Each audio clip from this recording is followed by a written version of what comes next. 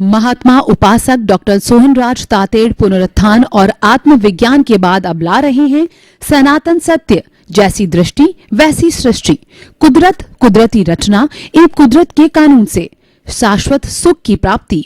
Login करें www.drsohanrajtater.com, YouTube channel doctor Sohanraj Tated, play store से download करें mobile app doctor Sohanraj Tated.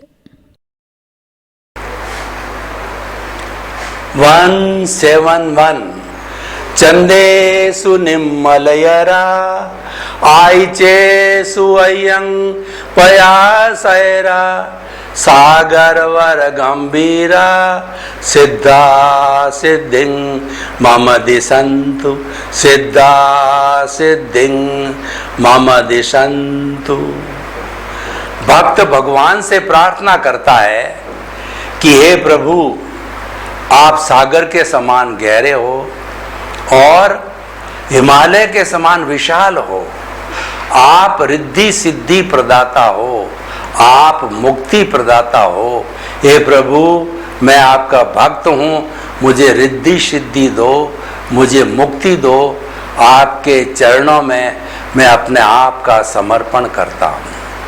सनातन सत्य, यूनिवर्सल ट्रुथ, सार्वभौम सत्य, ultimate reality of this world that we want to serve through the universal truth program। देखिए, सनातन सत्य में संपूर्ण सृष्टि आ जाती है। सनातन सत्य अल्टीमेट स्टेट है। मैं ये नहीं कहना चाहता हूँ कि मैंने अल्टीमेट स्टेज प्राप्त कर ली है और मैं आपको अल्टीमेट स्टेज दिला सकता हूँ, मैं वह ना कह रहा हूँ। मैं तो ये कह रहा हूँ कि अल्टीमेट जो है स्टेज प्राप्त करने के लिए हमको कुदरत, कुदरती रचना और कुदरत के कानून का सहारा लेना चाहिए। और वही हमारा विषय, हमारा जो ये सनातन सत्य है वो किसी भी धर्म, संप्रदाय, रिचुअल, भगवान और साधन और उसके साथ में संस्था आदि किसी के साथ नहीं जुड़ा हुआ है। हम तो कुदरत की बात करते हैं। कुदरत तो सबकी जननी है। कुदरत तो 84 लाख जीवा योनि प्राणियों को जन्म देने वाली, भरण पोषण करने वाली है। तो हम दूसरे की, मेरी और आपकी कहाँ बात कर रहे हैं। हम तो इतना बड़ा एलॉबोरेट कॉन्सेप्ट आपके सामने रखते हैं कि सभी हम उसमें सम्मिलित हैं। मैं आपको बताना चाहता हूँ कि क्या हम कुदरत के बिना जिंदे रह सकते हैं? हम श्वास ले सकते हैं, हम भोजन ले सकते हैं और हम कोई गतिविधि कर सकते हैं? नहीं, क्योंकि सबका आधार कुदरत है, पंच महाभूत है। उसी से पुतला बनता है, उसी से काम करता है और उसी में विलीन हो जाता है। सनातन सत्य, जैसी दृष्टि वैसी सृष्टि, दृष्टि विज्ञान हम जो आपको देते हैं उसके अंदर हम अलग अलग विषय का उपयोग करते हैं। तो आज का बहुत सुंदर विषय है कि सामान्य और विशेष। देखिए, बोलचाल की भाषा में हम क्या कहते हैं कि वह व्यक्ति सामान्य है, उसके घर की स्थिति सामान्य है, वो पढ़ाई लिखाई में सामान्य है, वो रंग रूप में सामान्य है, वो धंधे में सामान्य है, वह राजनीति में सामान्य है और वह जो है जजेस के अंदर, इंजीनियर में, डॉक्टर्स में वो सामान्य व्यक्ति है। पर ये तो व्यवहार जगत की बात है। पर मैं अध्यात्म जगत के अंदर सामान्य को सबसे ऊंचा सिद्धांत मानता हूँ।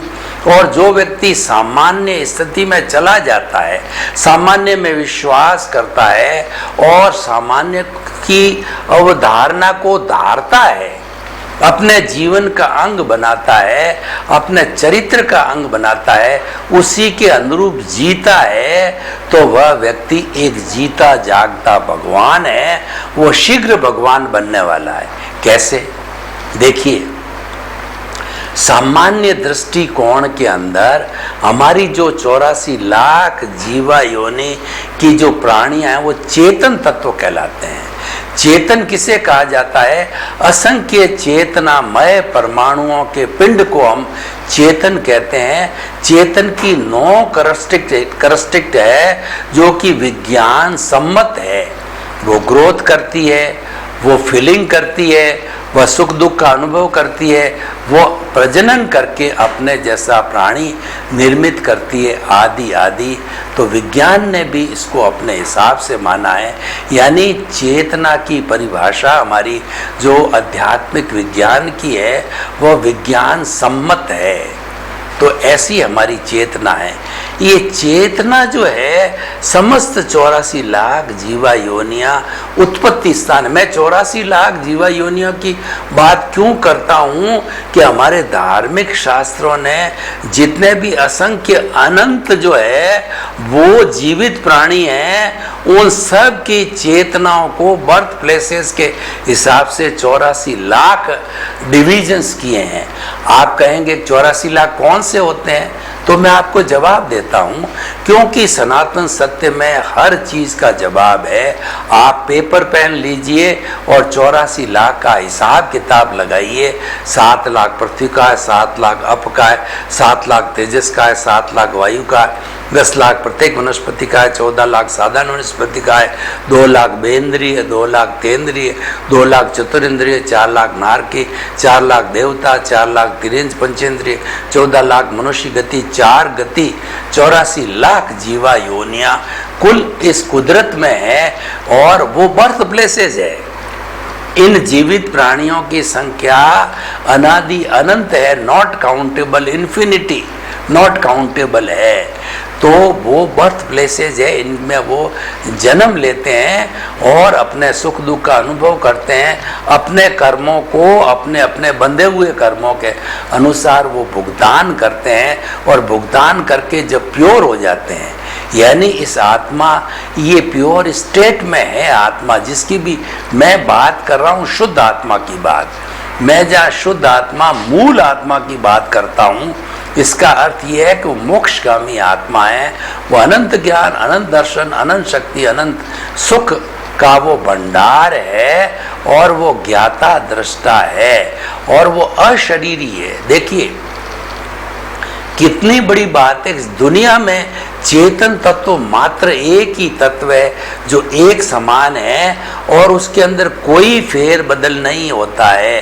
भूत भविष्य वर्तमान अनादि अनंत समय से जो ये मेरी आत्मा है वो अलग अलग शरीर तो धारण कर रही है, लेकिन उसकी अवस्था में, उसके गुणों में एक रत्ती भर भी कोई फेर बदल, कोई घटबढ़ नहीं होती है। ये मैं सामान्य का आपको लेखा जोखा दे रहा हूँ। कितना बड़ा लेखा जोखा है, चाहे कृष्ण की आत्मा हो, राम की हो, महावीर की हो, 24 तीर्थंकरों की हो, आपकी हो, मेरी हो, गाय भैंस ऊंट बैल गाय और कोरोना वायरस की भी आत्मा क्यों नहीं माने, सभी आत्माएं सामान्य रूप से सब एक जैसी है। तो देखिए सामान्य का खाता कितना बड़ा है और हम उस खाते को स्वीकार कर देते हैं तो हम जो है एक बहुत बड़ा जो है सूत्र को प्राप्त कर लेते हैं। मैं आपको एक उदाहरण देना चाहता हूँ सामान्य का, कि कबीरदास जी एक पहुँचे हुए इंट्यूशनल संत थे। उनका बेटा था, वो बेटा उनके बेटे को उन्होंने एक बार कहा, कबीरदास जी का बेटा था कमाल, और वो कमाल का था। उस कमाल को बोला कि कमाल अपने घर में बकरी है, कबीरदास जी बकरी रखा करते दूध पीने के लिए, कि बकरी के लिए तुम घास फूस कुछ चारा लेकर के आओ। तो वह कैंची लेकर के दूब वगैरह है उस घास को काटने के लिए गया। तो वो जो है बगीचे में पहुंचा और उस घास को दूब को काटना शुरू किया तो सर एक जो है वो लाइट जैसी, उसको बिजली जैसी कौंधी उसको दिखाई दी। उसने अनुभूति किया। आत्मा से आत्मा अव्यबाद होता है, उनकी बात होती है, उनका संप्रेषण होता है। तो उन्होंने चाहे किसी की भी आत्मा हो, एक इंद्रिय से पंचेंद्रिय, वो डेवलप्ड अनडेवलप्ड की बात और होती है, लेकिन सभी की आत्माएं जो है अव्ययबाद होने के कारण एक दूसरे से वो समझ जाती है, बात कर लेती है। तो संप्रेषण से जो बिजली कौंधी, तो ये बहुत बड़ा साधक था कमाल। उसने देखा कि ये तो वही चेतना है जो मेरे भीतर है, तो उस चेतना को मैं क्या काटूं? मैं मेरा हाथ काटूं या उस चेतना को काटूं? मैं मेरा हाथ काट सकता हूं, मेरा हाथ कट जाएगा तो मैं कैसे काम करूंगा? यानी उसको काटना और मेरे को खुद को काटना एक ही बात है। वो चिंतन करता रहा, साधक था कि मैं किसी को, मुझे दुख नहीं देना है, तो मैं इसको कैसे काटूं? नहीं काट सकता, उस चेतना को मैं मार नहीं सकता। यूं चिंतन करते करते दोनों का आपस में अव्ययबाद आत्माओं का जो आपस में इंटरेक्शन होते होते जो कमाल है, वो शाम के समय जो है बिना घास लिए, चारा लिए घर आ गया। कबीरदास जी ने पूछा, बेटे तुम बकरी के लिए चारा लाए क्या? उन्होंने सारा वृतांत जो है कबीरदास जी को बताया कि वो तो वही चेतन तत्व है जो मेरे में, मैं उनको कैसे काट सकता हूँ? कबीरदास जी ने कहा कि तू कमाल का है, मैं तो जो साधक अपने आप को बड़ा मानता हूँ, तू तो मेरे से भी बड़ा साधक है। ये सामान्य स्थिति है।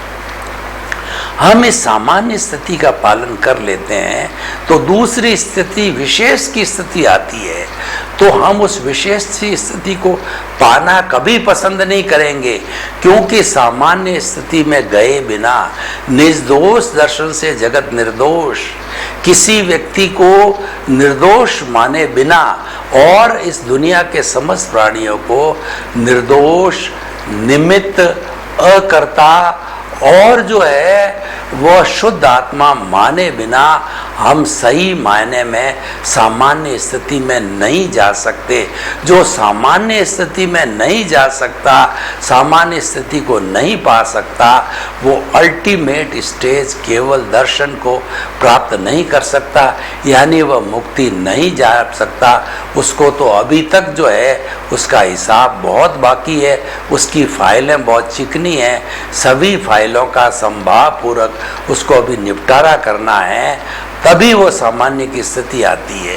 जो हमारे दादा भगवान ने जो 5 आज्ञा दी है, उसके अंदर पहली रिलेटिव, दूसरी रियल, तीसरी है कर्ता व्यवस्थित शक्ति, चौथा फाइलों का संभाव निपटारा करना, और 5वां जो है शुद्ध आत्मा के बही खाते में रकम करना।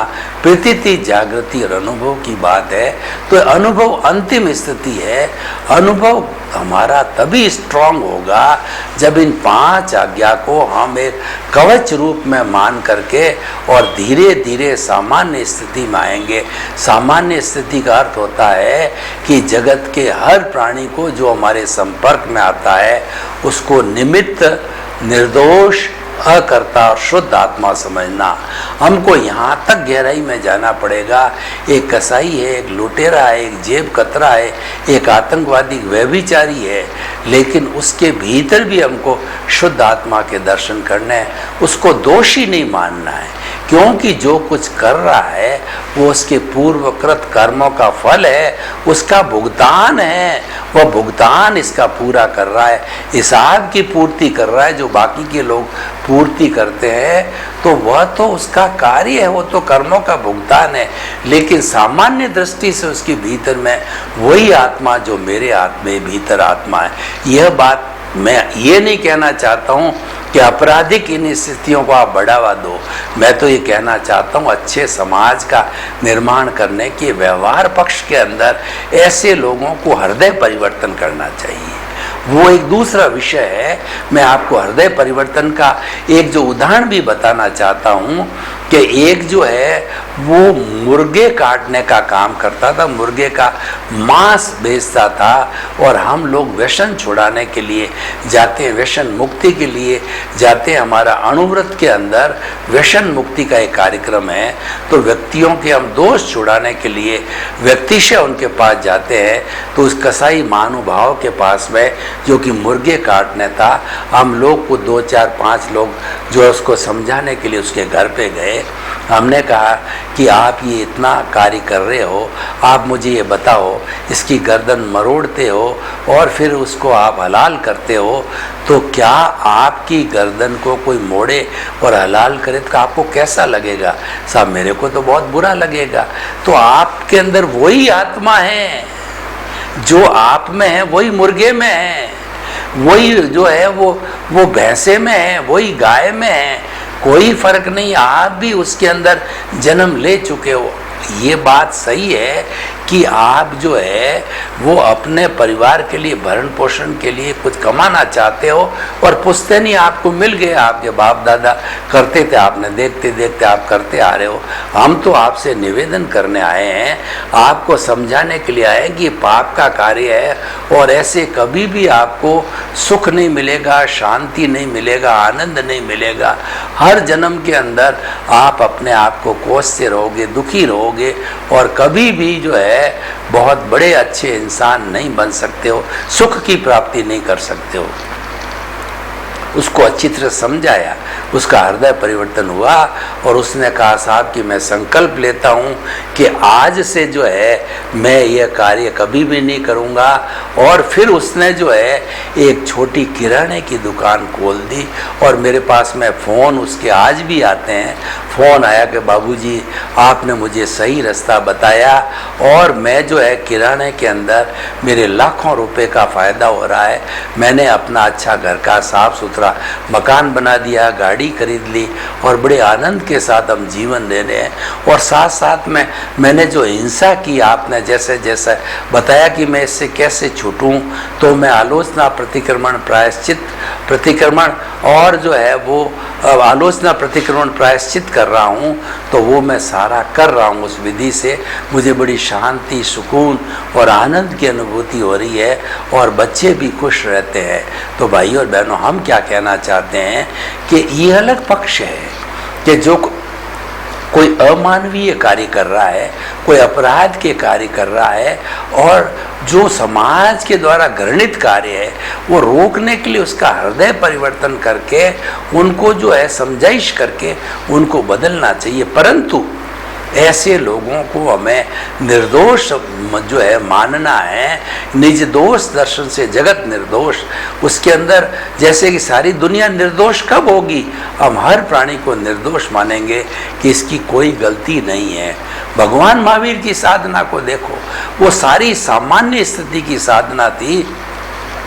उन्होंने जब दीक्षा ली, दीक्षा लेते ही उनको चौथा ज्ञान हो गया जो कि मन प्रयोग ज्ञान है। और इन चारों ज्ञान से उन्होंने देखा कि मेरे जो कर्म बाकी है वो 23 तीर्थंकर जितने भुगत चुके हैं, जिनका हिसाब चुकता हो गया है, तो उससे भी ज़्यादा मेरे कर्म बाकी है। मेरा भुगतान, मेरा हिसाब बहुत बड़ा है, तो मैं कैसे करूँगा? तो उन्होंने सामान्य स्थिति का सहारा लिया। उन्होंने ज्ञाता दृष्टा बने। उन्होंने जो शरीर का ममत्व छोड़ दिया और ये घोषणा कर दी कि शरीर को अंदर कोई काटे पीटे, कोई जो है देवता हो, मनुष्य हो या जो है कोई भी पशु पक्षी हो करे, तो मैं उसका प्रतिकार नहीं करूँगा, मैं उसको रोकूंगा नहीं। यह कहकर के वो ज्ञाता दृष्टा की स्थिति में चले गए, वो सामान्य स्थिति में चले गए और उस स्थिति के अंदर उन्होंने किसी को भी जो उनको दुख देता, उन्होंने उसको दोषी नहीं माना। उन्होंने अपने कर्मों का दोष माना, उन्होंने अपना भुगतान माना। वो तो हर व्यक्ति को निमित्त कि ये जो कर रहा है इसको तो कुदरत ने मेरे पास भेजा है। कानों में कीले ठोके गए और जो दोनों पैरों के ऊपर जो है वो जो है अंगीठी बना करके और खीर पकाई गई और संगम देवता ने 20 मरणांतिक कष्ट जो एक ही रात में दिए। एक भी कष्ट हम सहन नहीं कर सकते, इतना चंड कोशिक सांप ने उसको कई बार डसा। तो ऐसी ऐसी जो है वो उनको भीषण यातनाएं सहन करनी पड़ी, लेकिन उन्होंने जो है किसी को दोष नहीं दिया। उन्होंने सबको एक समान अपनी आत्मा माना कि ये तो मेरे कर्मों का दोष है। वो ज्ञाता दृष्टा जो कुछ भी उनके साथ में हो रहा था 12.5 वर्ष उसको मात्र उन्होंने जाना और देखा। इस जाना और देखा इस ज्ञाता दृष्टा की स्थिति से जितनी उनकी कॉजल बॉडी थी वो फास्ट स्पीड से विलीन होती रही। देखिए, हम आपको बताना चाहते हैं आजकल हाई लेवल के डिटर्जेंट पाउडर आ रहे हैं, ऐसे ऐसे पाउडर आ रहे हैं कि कितना ही गहरा दाग हो उसको एकदम वो धो डालते हैं, चिकना हो गहरा हो कितना ही सतह तक पहुंच गया उसको समस्त को धो डालते हैं। तो ज्ञाता दृष्टा भाव एक हाईली पावर्ड डिटर्जेंट पाउडर है जो कि हमारे इस कॉजल बॉडी जन्म जन्मांतर से इकट्ठी हुई होती है उसके मैल को धो डालता है। तो ज्ञाता दृष्टा है वही हमारा रियल पुरुषार्थ है और वही जो है हमारा सनातन सत्य है।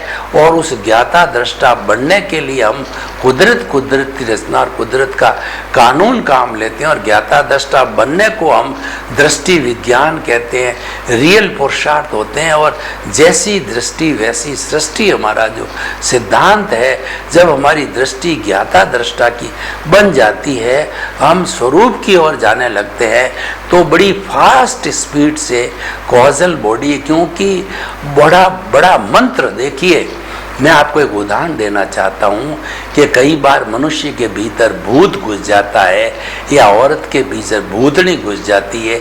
यह भी एक तरह की योनि है, उनके पीछे जिसका हिसाब बाकी होता है उनके शरीर में घुसती है। तो वो घुसने के बाद के अंदर वो जोर जोर से चिल्लाती है, सिर फोड़ती है दीवार के सहारे से, जोर जोर से बकवास करती है, ऐसी भाषा बोलती है जो कभी उसने देखी नहीं थी, दूसरे स्टेट की और दूसरे कंट्री की वो भाषा बोलती है। तो इसका जहाँ का वो भूत रहने वाला होता है वैसी वो सारी एक्टिविटी अपने जैसी करती है, लेकिन जिस बॉडी में घुसी है वो बेचारी एक सरल आत्मा होती है, सरल बॉडी होती है, लेकिन भूत घुस गया। तो हम क्या करते हैं, कुछ ऐसे झाड़ागर को ढूंढते हैं जो कि उनको मंत्रित करते हैं भूतों को। वो आते हैं मंत्र विद्या के सहारे से उसकी चोटी को, जिसके अंदर भूत घुसा है उसकी चोटी को अपने हाथ में पकड़ के मंत्रित करके और चोटी को घुमाते हैं। चोटी को जब घुमाते हैं तो वो दर्द उसके भीतर जो भी भूत भूतड़ी है उसके जो है आंटे लगते हैं और वो जोर से चिल्लाता है बाप जी। उसको मालूम पड़ जाता है कि मेरी चोटी वाला मेरे ऊपर नैले पे देला मेरा गुरु आ गया है। तो वो कहती है बाप जी जाऊं।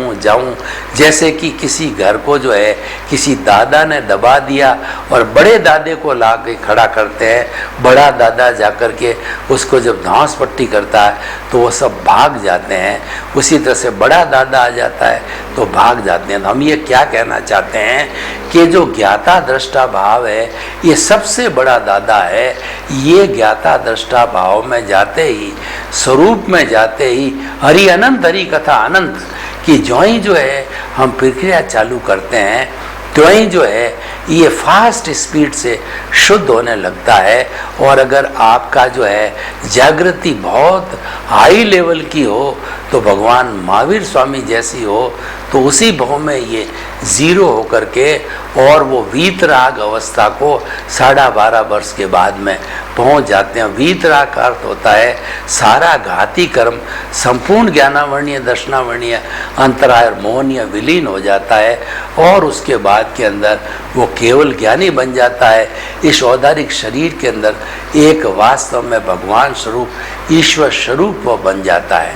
तो ये सारा लेखा जोखा हमने ये कब होता है, सामान्य स्थिति में आत्म तुला के सिद्धांत में रहने से होता है। अब मैं इसका दूसरा पक्ष आपको बताता हूँ। विशेष वीआईपी, जैसे फला व्यक्ति वीआईपी है, वेरी इंपॉर्टेंट पर्सन, ये इंजीनियर है, ये डॉक्टर है, ये चार्टर्ड अकाउंटेंट है, ये बड़ा नेता है, ये मंत्री है, ये बड़ा ज्योतिषी है। जब हम किसी व्यक्ति को विशेषण देते हैं उसके साथ में उसके अवार्ड्स जोड़ते हैं, उसकी विशेषताएं जोड़ते हैं और उसको विशेष बना देते हैं, वीआईपी बना देते हैं, वहाँ राग द्वेष पैदा हो जाता है। जो कोई विशेष परिस्थिति मीन्स राग और द्वेष, क्योंकि वहाँ कंपटीशन होता है, प्रतिस्पर्धा होती है। तो हम आपको ये सारा व्यवहार जगत में लोगों को कहना चाहते हैं, कभी भी जीवन में प्रतिस्पर्धा में नहीं जाना चाहिए। प्रतिस्पर्धा आपको वीआईपी बनाती है, प्रतिस्पर्धा आप में राग द्वेष पैदा करती है। उस राग द्वेष को हम कषाय, कॉजल बॉडी, कर्म शरीर, कर्म रज, लिंग शरीर बोलते हैं।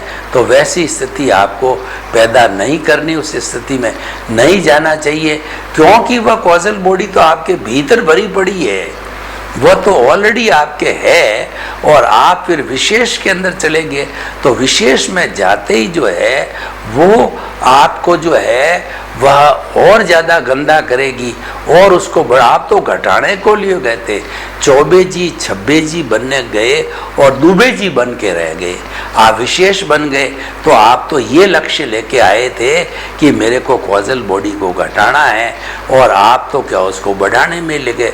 छब्बे जी तो बनने दूर गए, दुबे जी बन करके आ गए आप। तो हमें ऐसी स्थिति में नहीं जाना है। पर व्यवहार जगत में सब होता यही है, क्योंकि व्यक्ति जो है वीआईपी बनना चाहता है, व्यक्ति की दुनिया का नंबर 1 बनना चाहता है।